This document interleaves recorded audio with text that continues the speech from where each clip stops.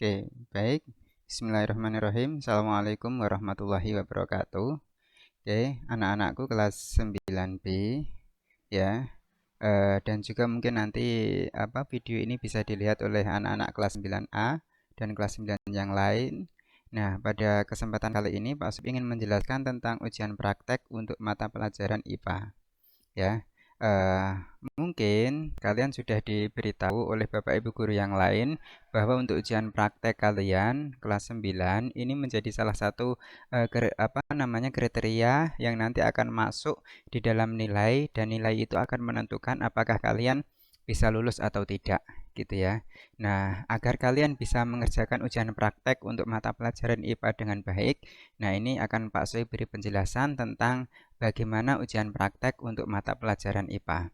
Nah, oke, anak-anak, seperti yang sudah kalian ketahui bahwa ujian prakteknya kita pada tahun ini, kalian itu menghasilkan sebuah produk. Produknya itu berupa pot. Potnya kalian buat dalam bentuk dalam bentuk sedemikian rupa, terbuat dari bahan serabut kelapa atau sampah kayu.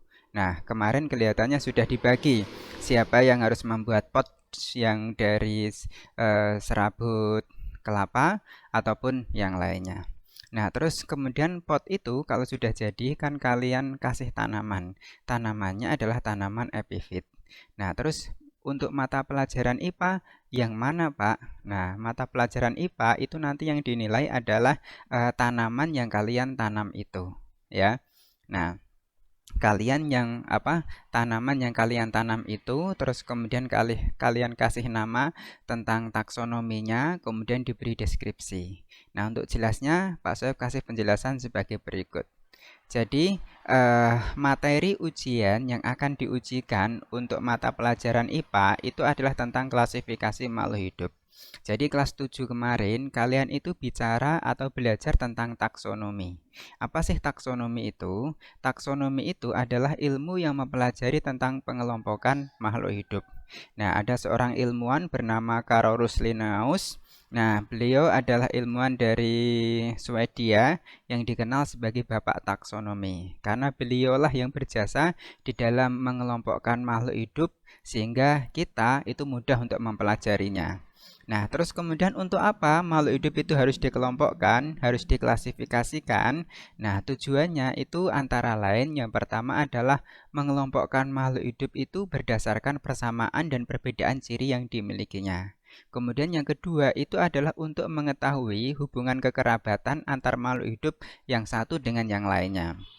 Nah, terus berikutnya tujuannya itu adalah untuk memberi nama apabila kita menemukan suatu makhluk hidup yang baru dan belum diberi nama, terus kemudian kita mengidentifikasi ciri-cirinya, maka makhluk hidup ini ternyata termasuk dalam kelompok ini, gitu ya. Nah, sehingga perlu yang namanya klasifikasi makhluk hidup. Terus kemudian pada kelas 7 kemarin juga kalian itu sudah diberi tahu bahwa ada urutan takson untuk tumbuhan dan hewan. Nah, bisa kalian lihat pada tampilan ini ya. Jadi urutan takson untuk tumbuhan itu mulai dari kingdom, terus kemudian divisio, ada kingdom, kemudian divisio, klasis, ordo, familia, genus, dan spesies. Nah, kingdom ini adalah dunia tumbuhan ya. Terus kemudian divisio, kelompok besar, dan seterusnya sampai ke bawah spesies. Ini adalah urutan takson untuk tumbuhan. Sementara urutan takson untuk hewan ini ada kingdom, ada phylum, ada klasis, ada ordo, ada familia, genus, spesies. Nah, kalau kita lihat kemudian di gambar sampingnya di sini ya, mulai dari kingdom sampai ke bawah jenis ya, spesies atau varietas di sini. Semakin ke atas di sini anggota takson itu makin banyak. Terus kemudian semakin ke bawah itu kesamaan ciri yang akan dimiliki antara satu makhluk hidup dengan makhluk hidup yang lain itu akan semakin banyak. Nah, ini cirinya. Nah, berikutnya anak-anak, Jadi, klasifikasi makhluk hidup itu semula itu didasarkan pada dua kingdom besar, yaitu yang pertama adalah pelantai, yang kedua adalah animalia. Penggolongan ini didasarkan kepada selnya. Selnya itu memiliki dinding sel atau tidak. Jadi, kalau makhluk hidup itu dia selnya memiliki dinding sel, maka dia digolongkan dalam kingdom pelantai, sementara kalau dia tidak memiliki dinding sel digolongkan pada kingdom animalia. Nah, terus kemudian ada sistem tiga kingdom. Sistem tiga kingdom di sini Monera ya. Sebenarnya bukan Monera sih ya. Ya di buku itu ada ditulis fungi. Nah, fungi kenapa dia atau Monera itu termasuk dalam golongan ini? Karena di sini termasuk golongan baru ya. Golongan baru bukan masuk pelantai atau animalia. Karena pada Monera di situ dia membran plasmanya ya, selnya itu membran plasmanya ya, ada membran plasmanya atau tidak, dilihat dari situ. Nah, terus kemudian sistem 4 kingdom di sini memasukkan fungi. Fungi ini kita golongkan pada tumbuhan juga nggak bisa, kita golongkan pada hewan itu juga nggak bisa, maka dia kita masukkan dalam kingdom baru yaitu fungi. Nah, fungi ini adalah ciri dari makhluk hidup yang dia itu tidak bisa melakukan fotosintesis sendiri, jadi makanannya itu diperoleh dari makhluk hidup yang lain. Terus kemudian sistem 5 kingdom di sini ada protista ya. Nah, sekarang ada sistem 6 kingdom itu ada virus. Kalau sistem 5 kingdom itu terdiri dari Monera, protista, fungi, kemudian pelantai atau tumbuhan, kemudian animalia atau hewan. Nah, oke. Nah, berikutnya di sini klasifikasi makhluk hidup untuk yang sistem 5 kingdom. Ada Monera ya.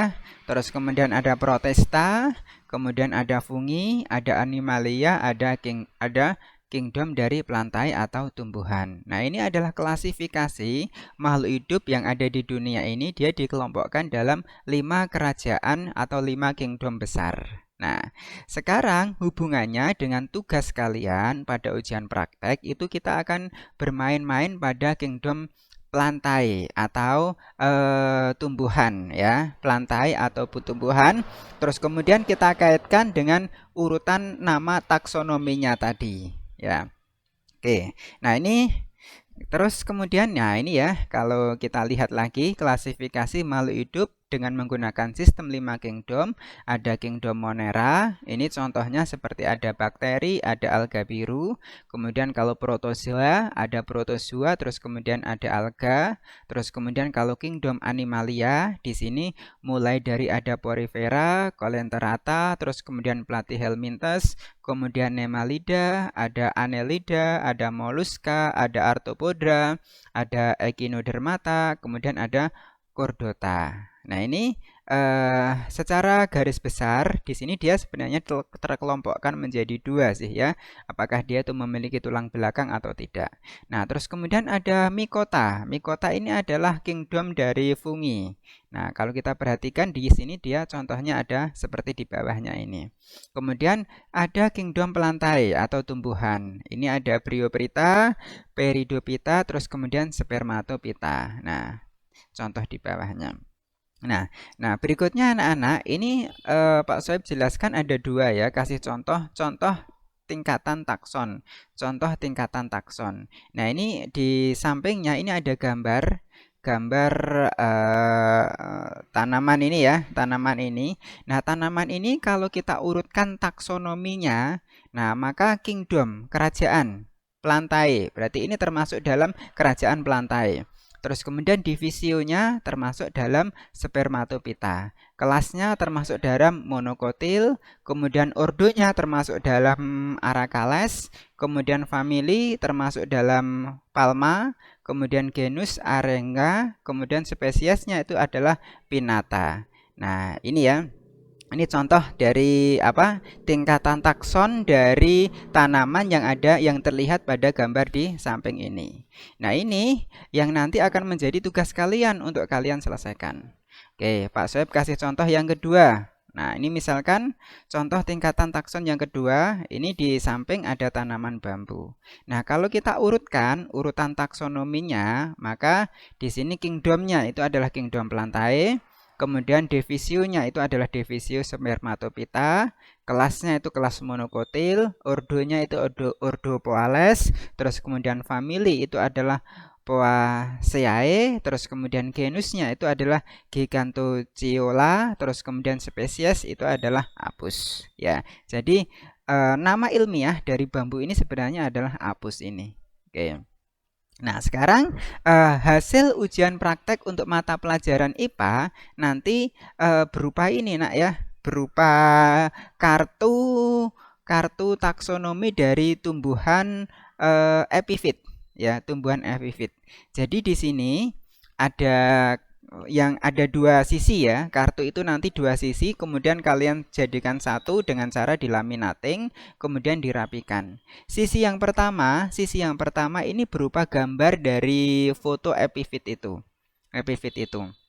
Ya, silahkan dicari gambar yang bagus, terus kemudian ditaruh di sisi satunya. Sisi yang sampingnya itu bagian atas berisi klasifikasi. Klasifikasi itu mulai dari ya klasifikasi urutan takson ya. Ya dari apa namanya tumbuhan epifit yang kalian gambar di samping ini, mulai dari kingdomnya, divisio, spesies, ordo, familia, genus, spesies, kemudian ada nama daerah. Nah, ini silahkan kalian cari ya, kalian tulis lengkap di sini.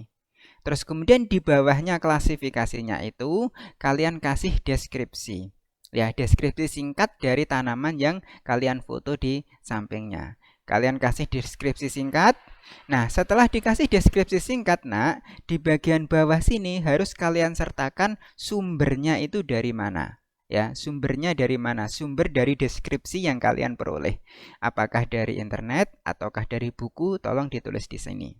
Ya, nanti ini kalian jadikan satu plek, terus kemudian dikumpulkan. Nah, untuk panjang ke bawahnya ini adalah 20 cm, sementara lebar ke sampingnya ini adalah 10 cm. Ya, ini 10 cm, yang sini adalah 20 cm. Kemudian dijadikan satu, dikumpulkan. Ya. Oke, itu ya untuk hasil ujian praktek untuk mata pelajaran IPA. Nah, berikutnya bagaimana kriteria penilaiannya, Pak? Nah, kriteria penilaiannya itu ada 4. Ya, yang pertama itu adalah dilihat dari urutan taksonnya, urutan klasifikasinya yang kalian tulis di sini berdasarkan foto tumbuhan yang kalian sertakan di sini ini benar atau tidak. Jadi yang pertama nanti akan kami nilai itu adalah urutan klasifikasinya ini benar atau tidak. Terus kemudian kriteria penilaian yang kedua itu adalah ada deskripsinya atau tidak, ya. Ada deskripsi dari tanaman ini atau tidak. Oke, nah itu ya kriteria yang kedua. Terus kemudian kriteria yang ketiga itu adalah ada sumbernya enggak? Ya, di bawah di sini sumber informasi dari deskripsi itu harus kalian sertakan di sini. Kalau tidak ada sumber informasi yang kalian sertakan di sini, maka nilainya kurang. Tapi kalau ada ya berarti nilainya nanti ada bagus. Terus kemudian kriteria yang keempat itu adalah kerapian dari hasil yang kalian kerjakan. Ya. Oke, jadi Pak Sep ulangi, untuk kriteria penilaiannya yang pertama itu adalah urutan klasifikasinya harus benar. Yang kedua harus ada deskripsinya. Yang ketiga harus ada sumber informasi dari deskripsi yang diperoleh. Terus kemudian yang keempat itu adalah kerapian dari hasil produknya. Oke, baik itu anak-anak ya tentang ujian praktek untuk mata pelajaran IPA. Pak saya berharap kalian bisa memahami dengan baik. Oke, nanti kalau mau tanya silahkan tanya di WA grup ya. Oke, Pak saya akhiri. Assalamualaikum warahmatullahi wabarakatuh.